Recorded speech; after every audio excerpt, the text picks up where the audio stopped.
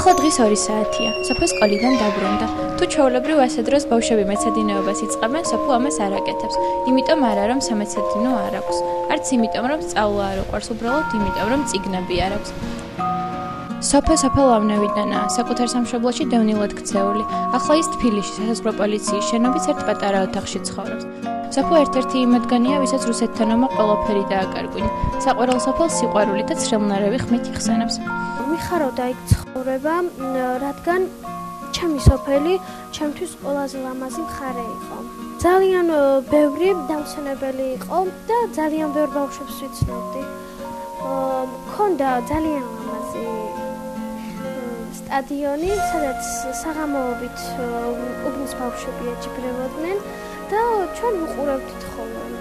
სოფომ სოფელში უამრავი მეგობარი დატოვა.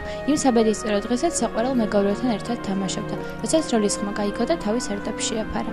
ეგონა რომ ყველაფერი დროებითი იყო და ჩაივლიდა, მაგრამ არა, რუსეთის აგრესიამ პატარა სოფელს საყვარელი ბიძა და ბებიაც დააკარგვინა. ომმა ძალიან შეცვალა ჩემი ცხოვრება. დაუკარგე ჩემთვის საყვარელი ადამიანები და ჩემთვის საუკეთესო ნივთები.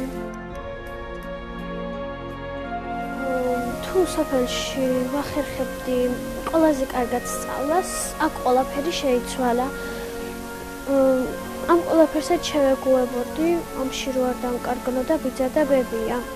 ყველაზე მეტად სიმღერა უყვარს. მუსიკალურ ცენტრს ოცნებობდა, რომელიც მამამ-მომამ და ერთი კვირით ადრე აჩუქა. სამწუხაროდ საოცნებო ცენტრი და სხვა საყვარელი ნივთებიც სოფელში დარჩა.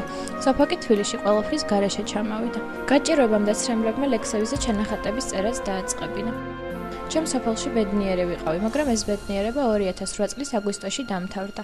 ომი რომ დაიწყო, აღარავის გვახსოვდა სახლი, კარი, ავეჯი, ტანსაცმელი. შიშმა დაგვავიწყა მშობლიური მიწა-წყალი.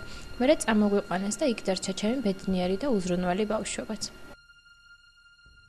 სოფო არ არის ერთადერთი, მისნაირი ახალგაზრდა საქართველოში ძალიან ბევრია. ის მოგონებებით ცხოვრობს, რამდენიმე ფოტოსურათით იკლავს მონატრებას და იცის, რომ ოდესმე აუცილებლად გათენდება ლამაზი დღე და ის ისევ დაუბრუნდება საკუთარ დაანგრეულ, განადგურებულ, მაგრამ საყვარელ სოფელს. მართალია არ ვიცი ეს როდის მოხდება, მაგრამ ყოველ დღე ვიღვიძებ იმის იმედით, რომ დავბრუნდები ჩემს სოფელში.